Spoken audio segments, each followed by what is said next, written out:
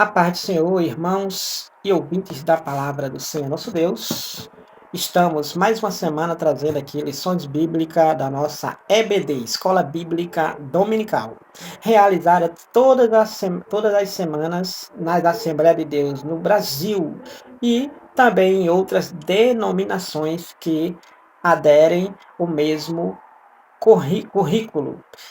Aqui na Assembleia de Deus de Serra Pelada, Rio Grande do Norte, é realizada toda quarta-feira a partir das 19 horas. Porém, em outras denominações ou igrejas mesmo, Assembleia de Deus, são realizadas, na sua maioria, no domingo, como também em dias aleatórios. Estamos no segundo trimestre de 2025, onde estamos estudando e o Verbo se fez carne, Jesus sobre o olhar do apóstolo do amor. O comentarista do trimestre é o pastor Elienay Cabral. Estamos na lição de número 11, estamos chegando praticamente ao fim, faltam apenas mais 2 lições para encerrar o trimestre. Então, na lição número 11, estudaremos a intercessão de Jesus pelos discípulos, que tem por data 15 de junho de 2025, logicamente, domingo que vem. Estou aqui gravando na sexta-feira. A leitura bíblica em classe se encontra em João capítulo 17, versículos 1 ao 3, versículos 11 ao 17, que assim nos diz a palavra de Deus. Jesus falou essas coisas e, levantando os olhos ao céu, disse: Pai, é chegado a hora, glorifica a teu filho, para que também o teu filho te glorifique a ti, assim como lhe deste poder sobre toda a carne, para que dê a vida eterna a todos quanto lhe deste. E a vida eterna é esta, que conheçam a ti só, por único Deus verdadeiro, e a Jesus Cristo, a quem enviaste. Eu já não estou mais no mundo, mas eles estão no mundo, e eu vou para ti. Pai Santo, guarda em teu nome aqueles que me deste, para que sejam um, assim como nós. Estando eu com eles no mundo, guardava-os em teu nome. Tenho guardado aqueles que tu me deste, e nenhum deles se perdeu, senão filho da perdição, para que a Escritura se cumprisse. Mas agora vou para ti, e digo isto no mundo, para que tenham a minha alegria completa em si mesmos. Dei-lhes a tua palavra, e o mundo os odiou, porque não são do mundo, assim como eu não sou do mundo. Não peço que os tires do mundo, mas que os livres do mal. Não sou do mundo não são do mundo como eu do mundo não sou. Santifica-os na verdade, a tua palavra é a verdade. Leitura bíblica em classe que corrobora com a nossa temática, a intercessão de Jesus pelos discípulos. O texto áureo nos diz assim: e a vida eterna é esta, que conheçam a ti só, por único Deus verdadeiro, e a Jesus Cristo, a quem enviaste. A vida eterna se resume aqui, em o indivíduo ou indivídua conhecer a Deus como único Deus e a Jesus Cristo, a quem Deus enviou para ser o Salvador da humanidade. Então a vida eterna se resume aqui.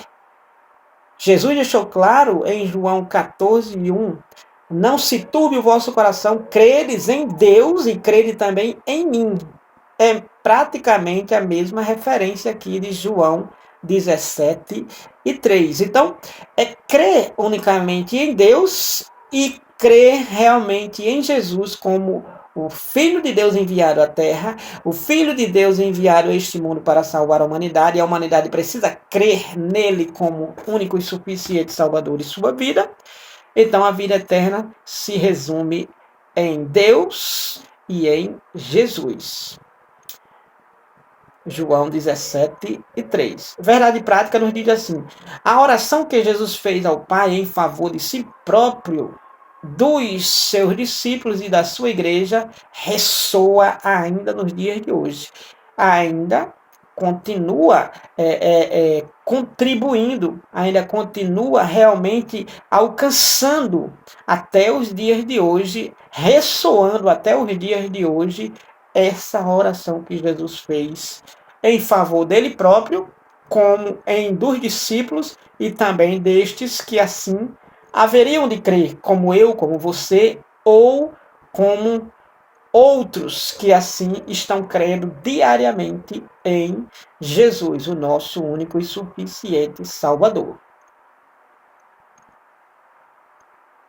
Partindo já para os tópicos devidamente, no tópico de número 1, nós temos a oração de Jesus e sua glorificação. A oração de Jesus e a sua glorificação. No subtópico 1, nós temos a oração de Jesus.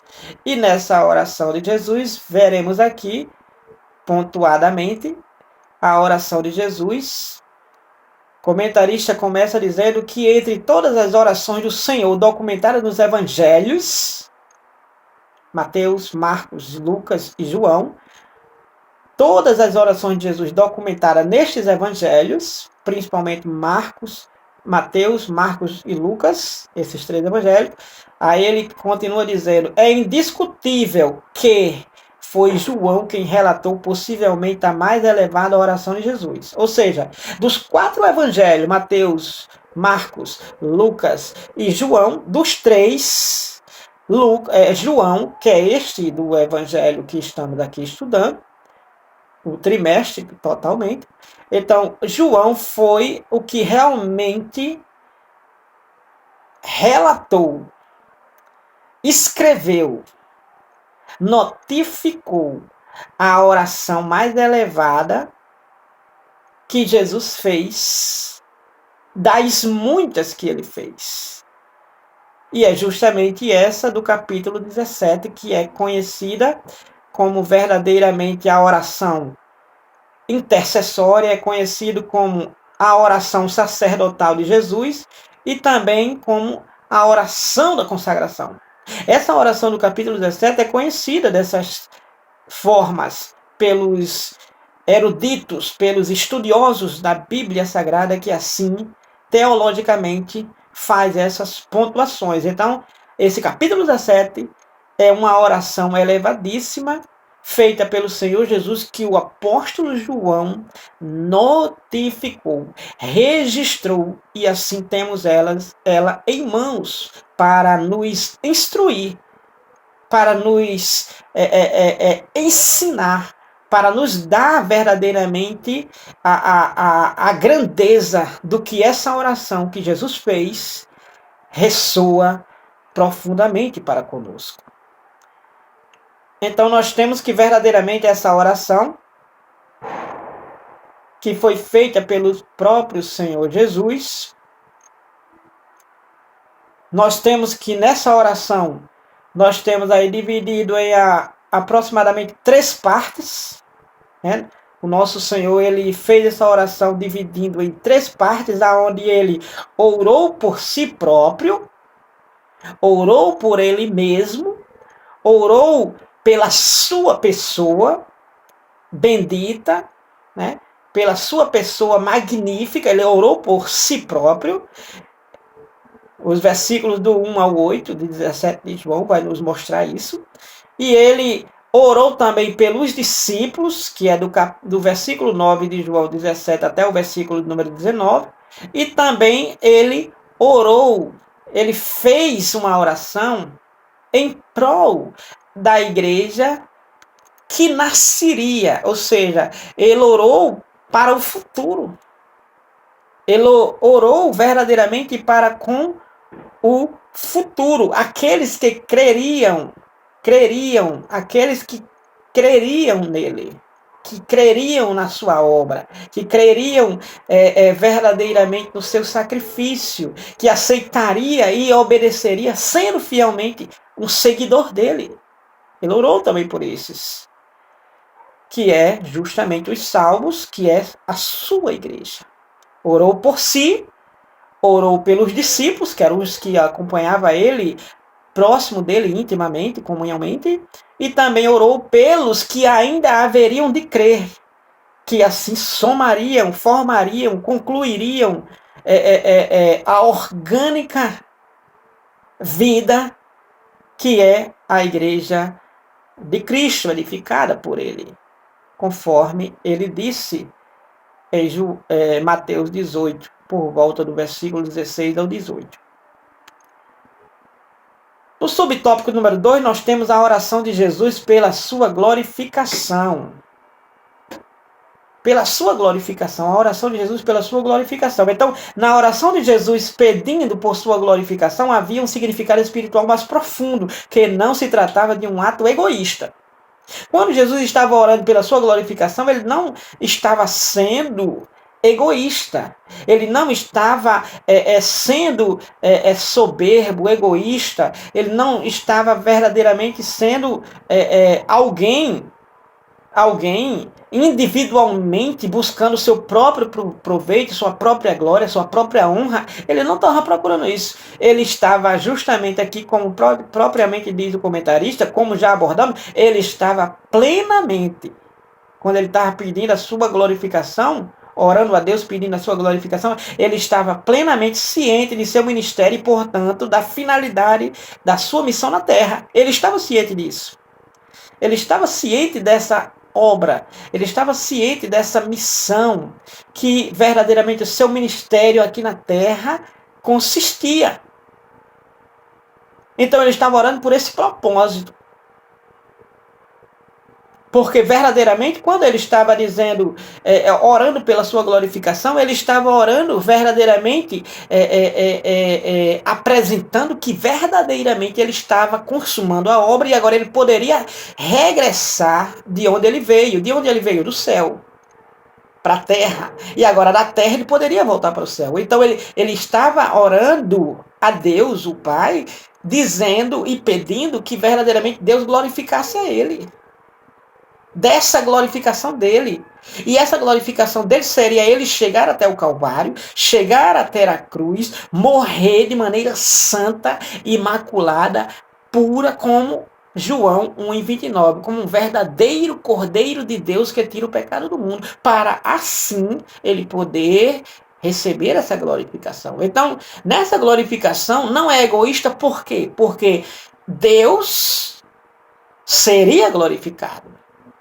Deus seria engrandecido, Deus seria verdadeiramente enaltecido através dessa glorificação de Jesus, que era ele chegar a essa finalidade, a esse propósito. Então nós temos que, nessa oração, a finalidade era esta.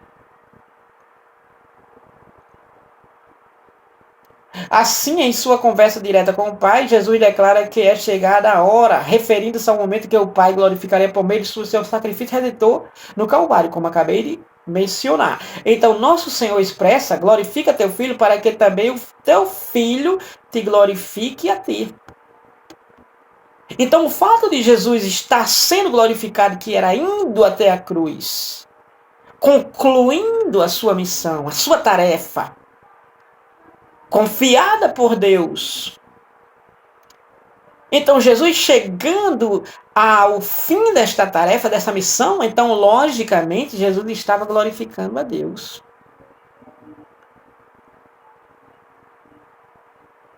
Só para repescar, Jesus ele foi tentado lá no deserto pelo próprio diabo. Estando Jesus em oração, estando Jesus em plena consagração de um jejum total, estando Jesus ali verdadeiramente isento de tudo e todos, o diabo foi tentar ele e o diabo foi envergonhado. Então, Deus foi glorificado ali, através do seu Filho Jesus, ali no deserto, onde o inimigo se aproveitou dele, estava se aproveitando da fragilidade dele. Que fragilidade? A fragilidade de Jesus estar com sede, de Jesus estar com fome, e agora o diabo se aproveitando desta fragilidade, queria o derrubar, mas não derrubou. Por quê? Porque Jesus foi até o fim. E não cedeu para com o diabo. E Deus ali foi glorificado. Por quê? Porque o diabo o abandonou. Lógico, por um momento. O diabo se ausentou dele. Deixou ele em paz por um momento. Então ali Deus foi glorificado através de Jesus perseverar e não ceder à tentação.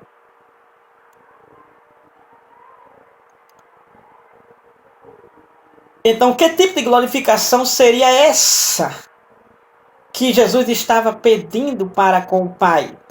Que tipo de glorificação seria essa?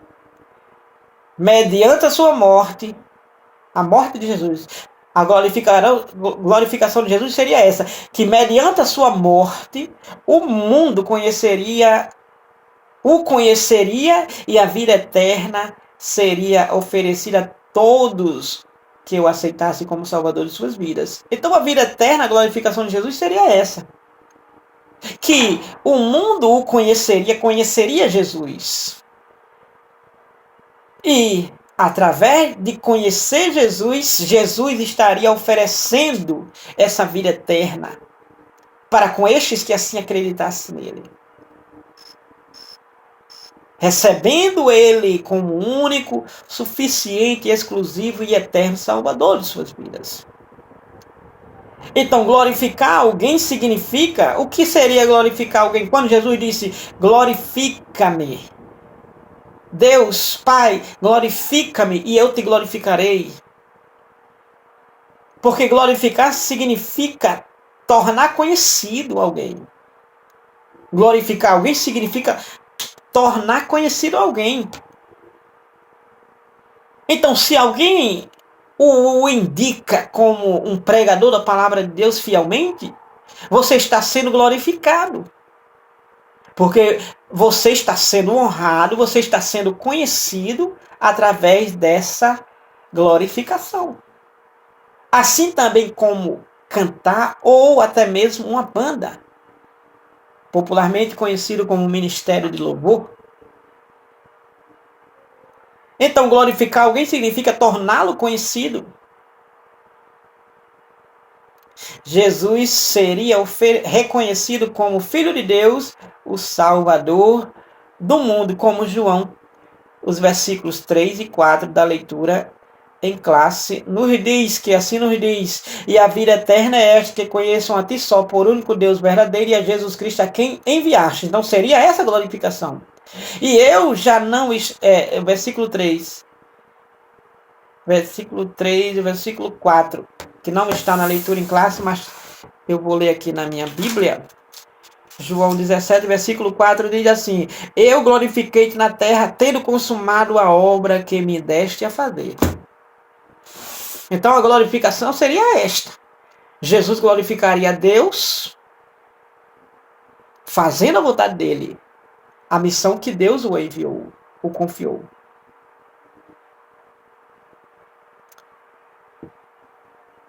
Subtópico número 3, a mesma glória com o Pai. No versículo 5 de João 17, no versículo 5, está escrito: e agora glorifica-me tu, ó Pai, junto de ti mesmo, com aquela glória que tinha contigo antes que o mundo existisse. Essa referência, versículo 5,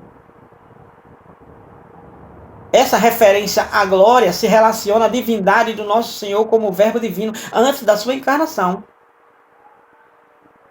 Então está se referindo a Jesus antes de tomar a forma humana.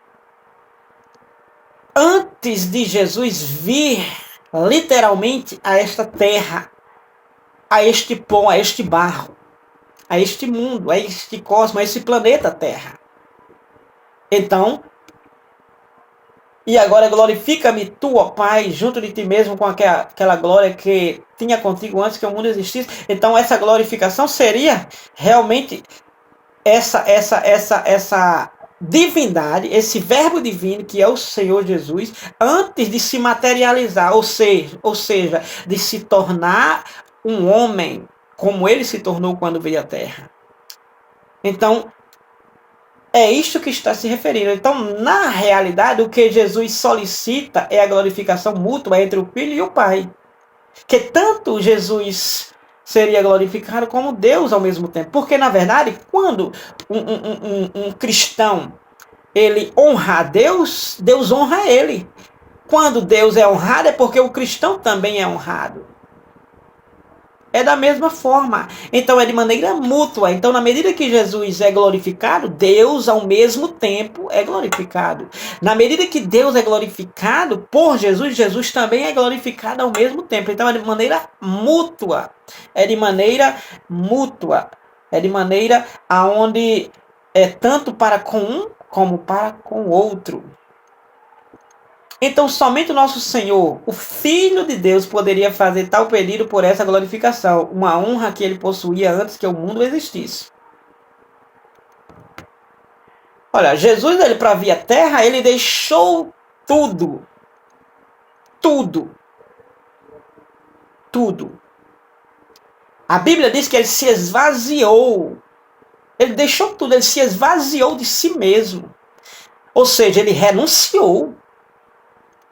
Ele deixou o céu. Ele deixou tudo para vir na forma humana e agora sofrer como eu e como você sofre. Sentir como eu e como você sofre. Então, Jesus, ele deixou tudo para poder vir a essa terra. Está lá em Filipenses capítulo número 2, por volta do versículo 6 ao 8. Jesus, ele se esvaziou, ele renunciou, ele deixou tudo para poder vir a esta terra. Então, ele poderia reivindicar, pedir de volta. Por quê? Porque, olha, Pai, olha, meu Deus, meu Pai, eu estou consumando, então eu quero voltar. Que logicamente ele iria voltar. Não é que Deus não quisesse que ele não voltasse. Não, não se trata disso. Se trata que ele está dizendo que ele está acabando a sua missão. Então ele pode regressar para o seu lar eterno, o lar celestial, de onde ele veio. Se não me falha a memória, João capítulo 16, versículo número 28, provavelmente. Deixa-me conferir, se eu não encontrar, mas eu posso dizer de memória. Provavelmente.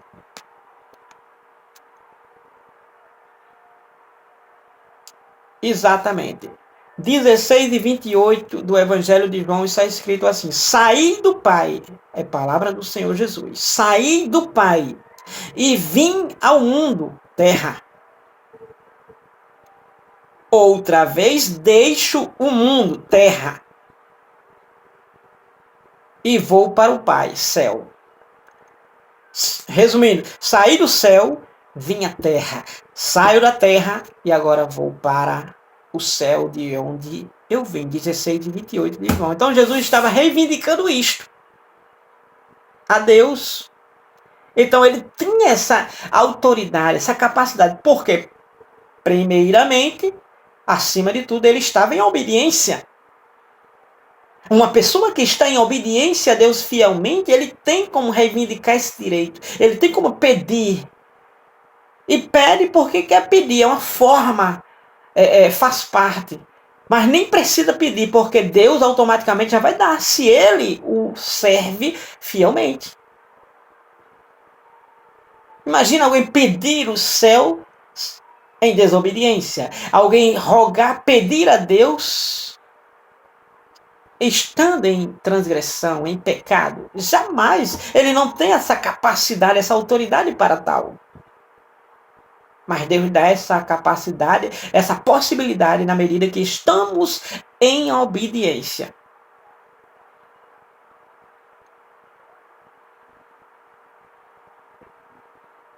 Essa declaração de Jesus evidencia a divindade de Jesus ao revelá-lo como o Pai, igual a Deus. Assim, com base nessa igualdade com o Pai, o pecador que confessa e se arrepende de seus pecados recebe a vida eterna e conhece pela fé o único Deus verdadeiro e a Jesus Cristo a quem enviaste, a quem Deus enviou. Então, o pecador, o ser humano, o homem aqui na Terra, ele, com base nessa base bíblica, uma vez que ele confessa Jesus como seu Salvador, se arrepende de seus pecados, ele recebe essa vida eterna. Automaticamente. Ainda aqui em vida, no presente momento. E pela essa fé, ele, no único Deus verdadeiro e em Jesus Cristo, ele recebe essa vida eterna. João 17 e versículo número 3. Tópico 2. A oração de Jesus pelos discípulos. Subtópico 1. Intercessão pela proteção dos discípulos.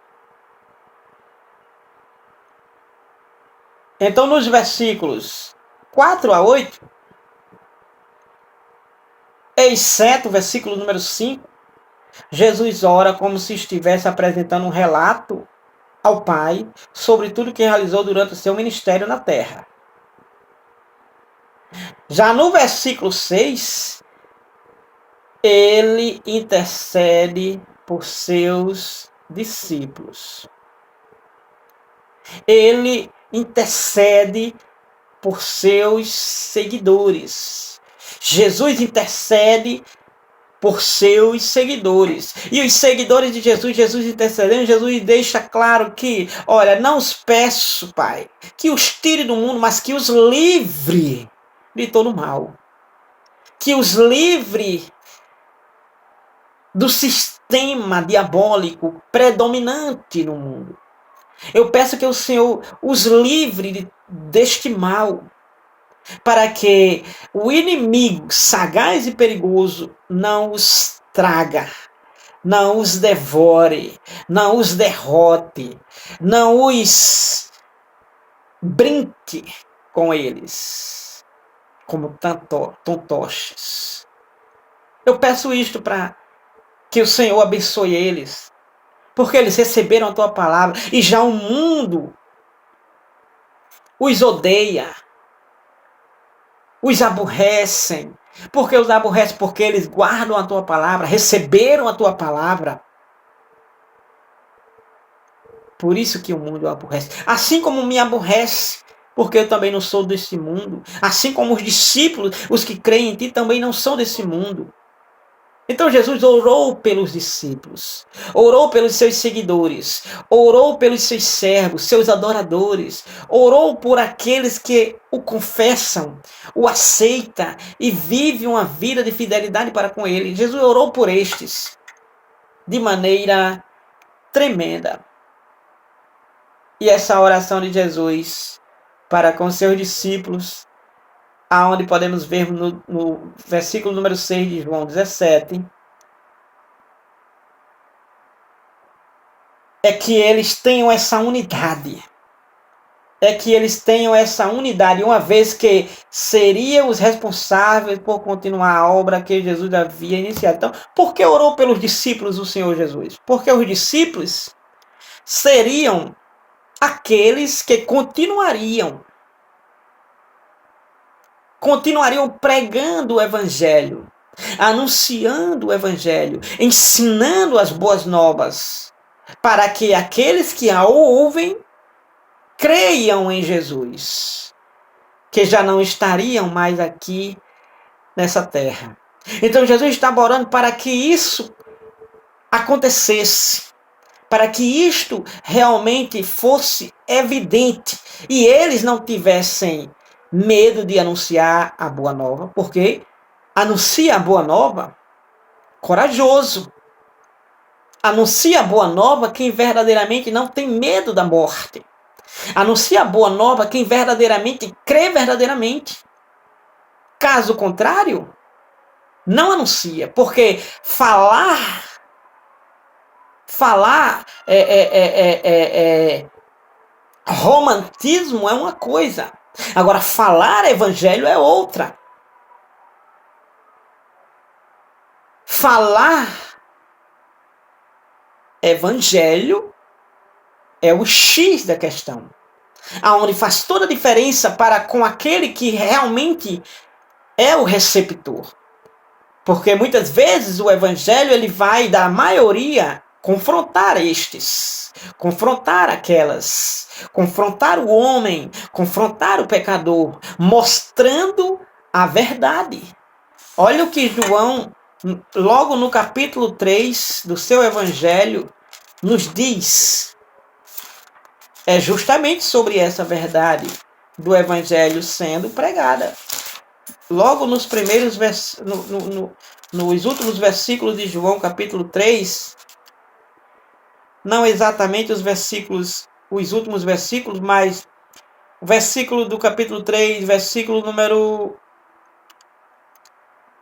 22, 20 e 21, diz assim: porque todo aquele que faz o mal aborrece a luz, a Deus, a Jesus, a palavra.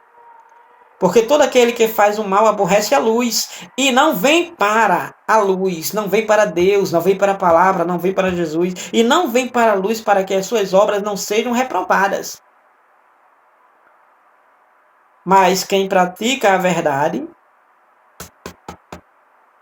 vem para a luz, para Deus, para Jesus, a fim de que as suas obras sejam manifestas porque são feitas em Deus. 3 e 21 de João. Então Jesus orou pelos seus discípulos, porque os seus discípulos é quem continuariam verdadeiramente levando a mensagem que Jesus iniciou. Mas precisamente João iniciou e Jesus deu continuidade e foi até o fim. Jesus consuma a obra e agora os discípulos quem estariam agora dando sucessão a esse ministério da palavra de Deus.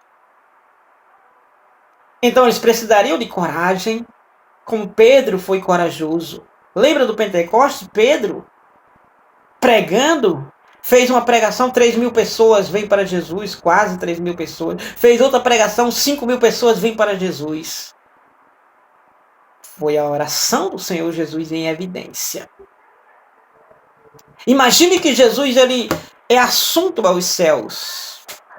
Volta para Deus. E ninguém mais prega o evangelho. Ninguém mais anuncia a sua mensagem de salvação, as suas boas novas. Hoje, o que seria de mim, o que seria de você? Mas graças a Deus, através de Jesus que consumou a obra, os discípulos levaram adiante e até hoje não falta discípulo de Jesus. Não falta servo de Jesus. Não falta adorador do Senhor Jesus. Não falta. Por quê? Porque essa mensagem não foi abafada. Abafada. Porque a mensagem de Deus, ela transforma o homem. Transforma de maneira que ele, como diz o hino, nada pode calar um adorador. Nada pode calar um adorador. Os discípulos continuaram. Isso é resultado da oração de Jesus pelos discípulos, a intercessão pela proteção dos discípulos.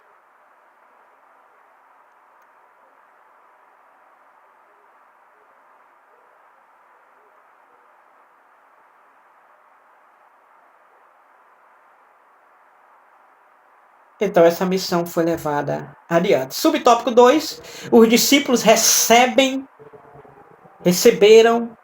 a palavra. Os discípulos receberam a palavra. Estamos falando sobre a oração de Jesus pelos discípulos. Os discípulos receberam a palavra. Receberam a palavra. Alguém que recebe a palavra de Deus, é preciso que verdadeiramente, como Jesus intercedeu pelos discípulos, nós também venhamos intercedermos por estes. Por quê? Porque o inimigo ele pode arrebatar. O inimigo ele pode tirar aquela palavra que foi semeada. O inimigo pode arrebatar aquela palavra que foi plantada naquele coração. O inimigo ele pode verdadeiramente fazer com que aquela palavra que caiu naquela terra, naquele coração, naquela mente, saia daquela terra ou daquela mente. Então Jesus ele ora pelos discípulos que receberam a palavra. Apesar de em certas ocasiões os discípulos terem encontrado dificuldade para compreender completamente os ensinamentos de Jesus, as suas recordações foram reavivadas pelo Espírito Santo quando receberam poder no dia de Pentecostes, permitindo-lhes assim entender e difundir o que aprenderam com o Mestre. Atos capítulo 2, versículo 14 ao 36, aquele discurso maravilhoso que Pedro fez ali no dia de Pentecostes e quase 3.000 pessoas se voltam para o Senhor Jesus. Capítulo 2, versículo 14, é o discurso de Pedro no dia de Pentecostes até o versículo número 36.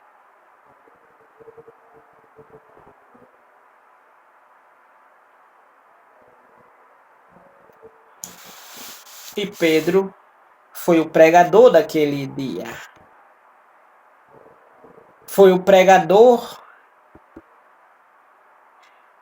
daquele momento. E pregou maravilhosamente. E aquela multidão se rendeu a Jesus. E guardaram a tua palavra. No versículo 6, Jesus referiu-se ao Pai, afirmando que os seus discípulos mantiveram a mensagem recebida. No versículo 6 está se referindo que os discípulos mantiveram. Não é se lembrar, é guardar, obedeceram. Praticaram a palavra que eles receberam do Senhor Jesus. E guardaram, o que diz a palavra, e guardaram a tua palavra. Ao vivermos conforme a palavra de Deus, aceitando e obedecendo aos ensinamentos de Cristo, podemos testemunhar o Evangelho com credibilidade, com convicção, com certeza. Então, a partir do momento que é mantido a palavra, que significa obedecer fielmente essa palavra, então a partir desse momento, então transmite, pode testemunhar dessa palavra com credibilidade. Ou seja, porque transmite essa palavra com credibilidade, porque testemunham verdadeiramente do que verdadeiramente vivem. É por isso que muitos não testemunham com credibilidade. Por quê? Porque testemunham, mas não com credibilidade. Por quê? Porque falta o manter a palavra sobre suas vidas. E o manter a palavra na vida é o que faz a diferença. Salmo 119, o salmista, versículo número 11, ele diz: escondi a tua palavra em meu coração para não pecar contra ti. Salmo 119, deixa eu conferir. Versículo número 11, isso mesmo. Escondi a tua palavra no meu coração para eu não pecar contra ti. Ou seja, eu mantive a tua palavra no meu coração, na minha vida, para eu não pecar contra ti. Então, manter a palavra de Deus, Jesus estava orando pelos discípulos para que verdadeiramente Deus abençoasse eles, porque eles mantiveram a palavra de Deus. Aquilo que eles aprenderam com Jesus em quase 4 anos, eles agora estavam colocando em prática. Tanto é que os discípulos eles foram fazendo a diferença. morreram dando suas vidas por causa do testemunho que eles davam, da mensagem que eles pregavam, da crença e credibilidade que eles tinham no seu Salvador Jesus. É o que faz toda a diferença. Subtópico 3, protegidos do mundo. Então os discípulos receberam a palavra, Jesus ora pelos discípulos, porque os discípulos verdadeiramente receberam a palavra, guardaram, mantiveram. Os discípulos, Jesus ora pelos discípulos para Deus proteger eles do mundo. Esse mundo, a palavra mundo, tem mundo que é o sentido cosmo, o sentido planetário, o sentido sistema solar, terra em especial, cosmo, mundo. Então, a palavra mundo equivale a terra em si, o cosmo. Mas também equivale a palavra terra, também, a palavra mundo também a pessoas. Por exemplo, 3,16 de João, a Bíblia diz que Deus amou o mundo de tal maneira, ou seja, Deus amou a humanidade. Não foi a terra em si, foi a humanidade, as pessoas que estavam na terra. Então, o termo mundo equivale a pessoas, se refere a pessoas, mas também o termo mundo se refere, nesse sentido, da oração de Jesus, ao sistema mundano. Que sistema mundano é esse? É o sistema operado pelo diabo. O sistema da corrupção, o sistema da mentira, o sistema da imoralidade, o sistema da banalidade, da criminalidade, o sistema mau, que é governado, dominado pelo diabo. Então, Deus, através de Jesus, é rogado para que verdadeiramente proteja os discípulos, os seus seguidores, Jesus pedindo a Deus, para que Deus proteja eles desse sistema, para que verdadeiramente esse sistema não venha bloquear, impedir de que os discípulos avancem, de que o reino avance, o reino de Deus, de que a mensagem de Deus seja difundida. Então, é para que esse sistema não venha neutralizar essa mensagem. Então, é isso que Jesus está pedindo a Deus. Então, ó, o versículo 14 afirma: "Dê-lhes a tua palavra e o mundo os odiou, porque não são do mundo, assim como eu não sou do mundo." É importante prestar atenção ao termo mundo, como já fizemos aqui. Este pode referir-se ao universo criado, que é a Terra em si, o sistema planetário, ou a humanidade, 3,16 de João, como já falei. E, no entanto, aqui Jesus se refere ao sistema espiritual governado por Satanás, que é o sistema mundano aí. Versículo 14 de João 17. Então, o apóstolo Paulo descreve esse mundo, esse sistema, como um governo espiritual maligno.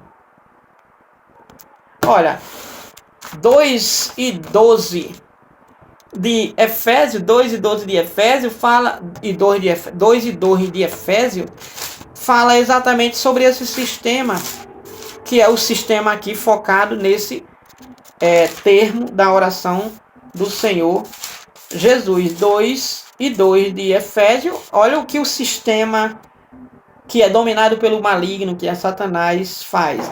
Em que, noutro tempo, andaste segundo o curso deste mundo,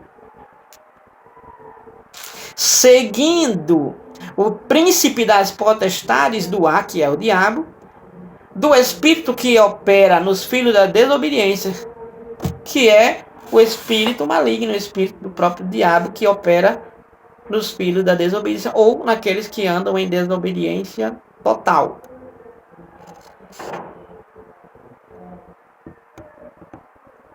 Então nós podemos ver aqui, na verdade, resumindo, que a oração de Jesus pelos discípulos foi para que verdadeiramente Deus protegesse os discípulos, que Deus abençoasse os discípulos, protegendo-os, livrando-os de todo o mal. Na leitura em classe, propriamente, nos diz sobre essa oração do Senhor Jesus, quando ele diz assim o seguinte, versículo 15 de João 17: "Não peço que os tires do mundo, mas que os livres do mal. É a oração do Senhor Jesus para com os discípulos.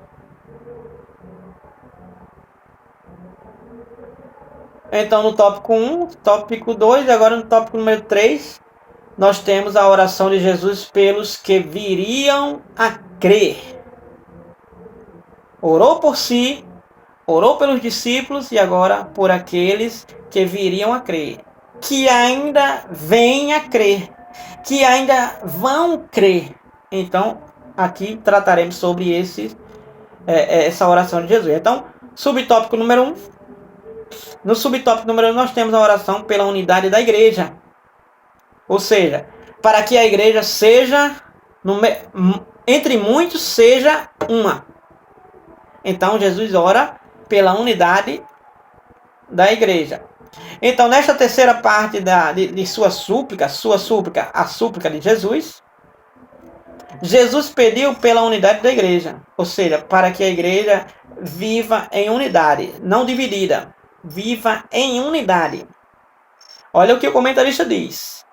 Frisarei pontualmente. Então, mais do que uma unidade de natureza eclesiástica ou orgânica, ou seja, além essa unidade que Jesus está orando aqui, é além dessa unidade eclesiástica, dessa unidade orgânica que é a igreja em si, Jesus está orando, intercedendo pela harmonia espiritual do seu povo. O que é uma harmonia espiritual do seu povo que Jesus está orando, que é a unidade da igreja?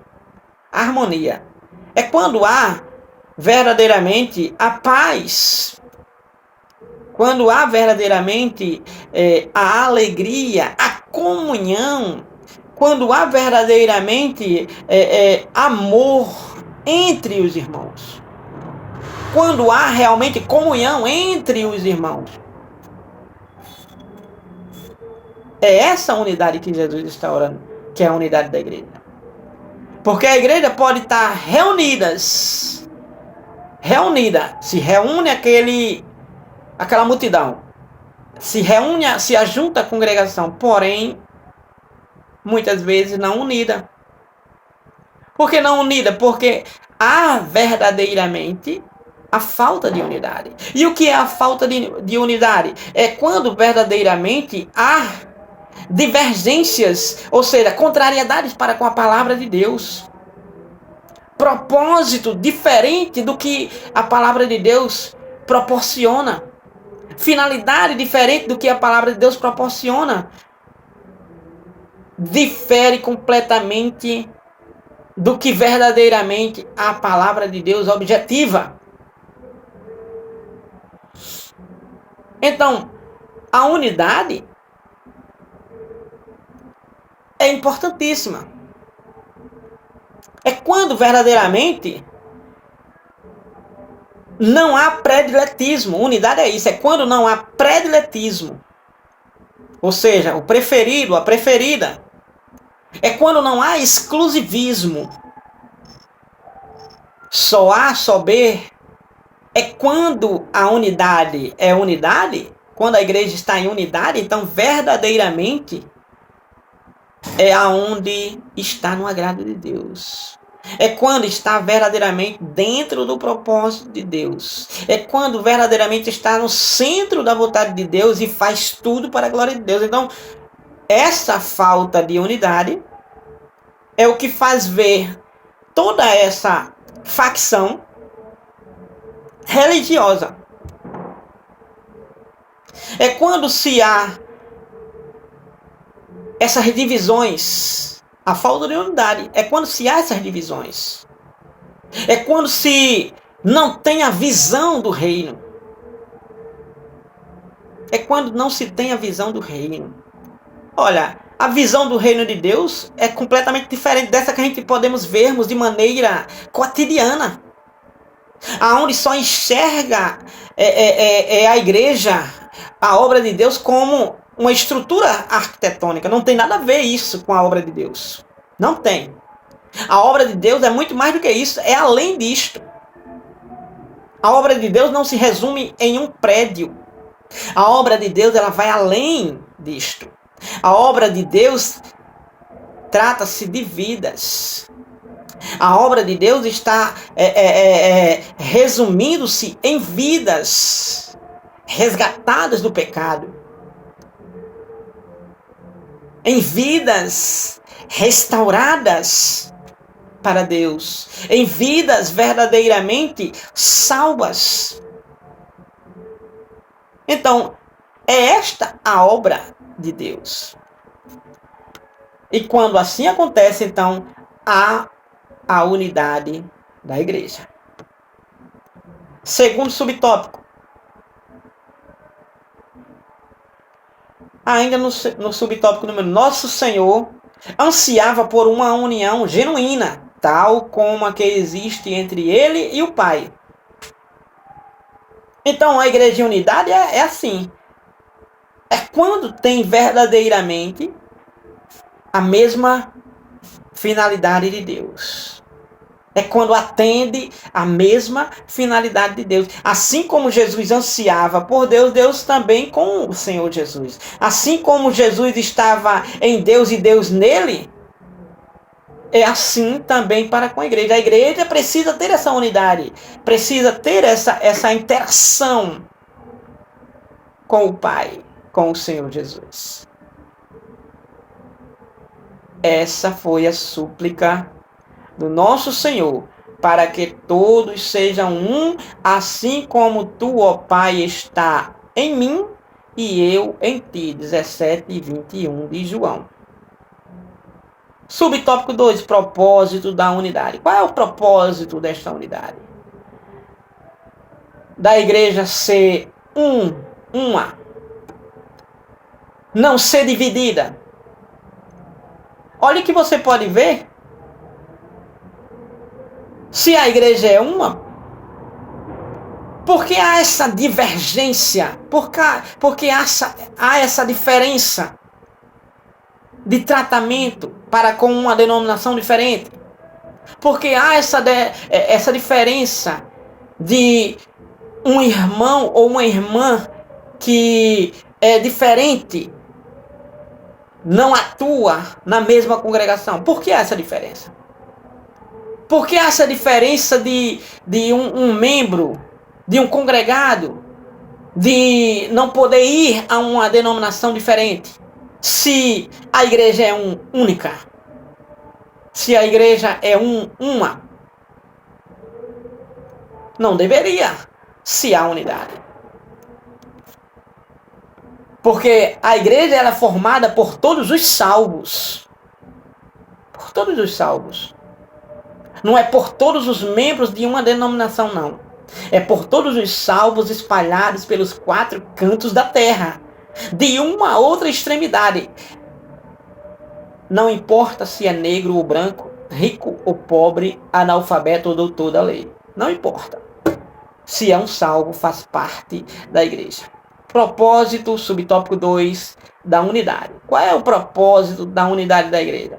O propósito da unidade espiritual da igreja, conforme a intercessão do nosso Senhor, é que o mundo creia que tu me enviaste. Então, o propósito da unidade da igreja, a igreja em unidade, ela tem esse propósito de tornar Jesus conhecido, crido, aceito, como Salvador único e suficiente em suas vidas. Então, este é o propósito da igreja. O propósito da unidade da igreja, o propósito da unidade espiritual da igreja. João 17 e 21. Assim a igreja revela essa unidade espiritual com Cristo por pelo menos 4 motivos. Unidade essencial dos salvos como membros do corpo de Cristo. Unidade quando os membros estão em seu devido lugar, com a sua devida funcionalidade. Assim como no corpo, Paulo mesmo em em Coríntios, 1 Coríntios 12 e 12 por ali, tratando sobre a igreja como um corpo e figurativamente como um corpo, o dedo deve estar nas mãos, na mão, a cabeça no corpo, que a cabeça é Cristo, sabemos assim, pela Bíblia Sagrada. Então não pode haver exclusão de nenhum sequer destes membros, porque assim vai debilitar este corpo. Então, pelo menos 4 motivos, 17 e 21 de João. União essencial dos salvos como membro do corpo de Cristo. União essencial dos salvos promovida pelo conhecimento crescente sobre Jesus Cristo. Os salvos crescendo na graça e no conhecimento da palavra de Deus. Então, isso é unidade, faz parte da unidade espiritual, que é a vida saudável da igreja. 3. União essencial dos salvos no desenvolvimento do fruto do Espírito, ou seja, os salvos, a igreja, os membros frutificando no amor, na fé, na esperança, na bondade, na temperança, frutificando, não é escandalizando, não é realmente relaxando, não é realmente desonrando a Deus, é frutificando com fruto do Espírito, Gálatas 5, 22 e 23, e vivendo nesse fruto do Espírito. E 4º motivo, união essencial dos salvos, manifesta na glória como filho de Deus e detentores da vida eterna. Então, os salvos, a igreja, essa unidade espiritual da igreja, então tem toda esta dinâmica do salvo ser um conhecedor de Cristo, do salvo defender a mensagem de Cristo, do salvo verdadeiramente viver em unidade, saudavelmente, do salvo verdadeiramente glorificar a Deus de maneira tremenda através do nosso Senhor Jesus. 3º e último, oração por encorajamento à unidade. Em João 17, 21 e 22, do Evangelho de João, nosso Senhor Jesus, ele roga para que os discípulos sejam incentivados a manter a unidade com ele. Ou seja, assim como eu estou em ti e o Senhor em mim, e somos um, e temos essa unidade, assim também eles também estejam em ti. 17 de João, 21 e 22, Jesus está orando por essa unidade para com a igreja. 17 e 22, 21 e 22 de João nos diz assim: para que todos sejam um, como tu, ó Pai, o és em mim e eu em ti, que também eles sejam um em nós, para que o mundo creia que tu me enviaste. Então, quando tem essa unidade, então tem essa credibilidade. O mundo vai crer, poderá crer que Jesus está na igreja, que Deus está na igreja. 22. E eu dei-lhes a glória que a mim me deste, para que sejam um como nós somos um. Assim como Jesus era unidade com Deus, assim a igreja é unidade com Deus.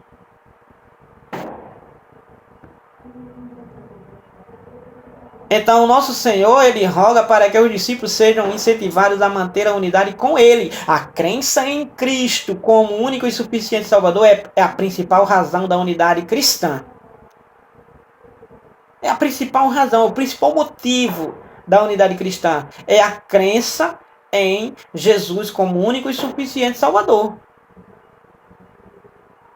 De modo que os discípulos sejam encorajados a promover esse testemunho no mundo. Que testemunho? De que Jesus é o único e suficiente Salvador da humanidade. Assim, sem essa unidade de fé, o testemunho perde completamente a sua credibilidade. Não adianta testemunhar sem essa unidade, porque não vão crer. Porque não estão vendo a unidade da igreja. Não estão vendo a unidade da igreja genuína. Que unidade genuína é essa? A vida verdadeiramente em Deus. Deus verdadeiramente na igreja. Então, sem essa unidade, olha, sem essa unidade de fé da igreja, unidade espiritual da igreja, o testemunho perde completamente a sua credibilidade. Pode colocar para testemunhar. Pode colocar para testemunhar, não vai haver credibilidade. Pode colocar, não vai haver credibilidade por falta da unidade de fé. Ou seja, de um testemunho genuíno e verdadeiro. Então não vai adiantar. Aqui encerramos a lição de número 11, a intercessão de Jesus pelos seus discípulos, baseado em João 17. Jesus ora por si, Jesus ora pelos discípulos e ora pela igreja, aqueles que haveriam de crer, fazendo assim essa somatória, somando organicamente a igreja de Cristo aqui na terra, que persiste e predomina até os dias de hoje. Que Deus abençoe a você e sua casa, em nome de Jesus, e até a próxima, se Deus assim nos permitir. Se você ainda não é inscrito, se inscreva. Se você tem sua devida dúvida, ou de onde você está falando, ou se tem alguma luz relacionada ao que foi mencionado, pode colocar nos comentários. Se desejar, pode compartilhar nos grupos ou com seus amigos. E assim, deixe o seu like, né? Compartilhe, se inscreva, se puder, assim, fortalecer o meu canal. Deus abençoe a você e sua casa. Publico toda semana e especialmente pela escola bíblica, mas também posso colocar, até então ainda não coloquei, faz um tempo, devido tempo, mas posteriormente estarei logo mais colocando aí minhas composições e até pregações, que assim Deus me concede, colocarei aqui, que servirá de muita edificação para a sua vida. Deus abençoe a você e sua casa, em nome de Jesus, e até a próxima, se Deus assim nos permitir. A paz do Senhor.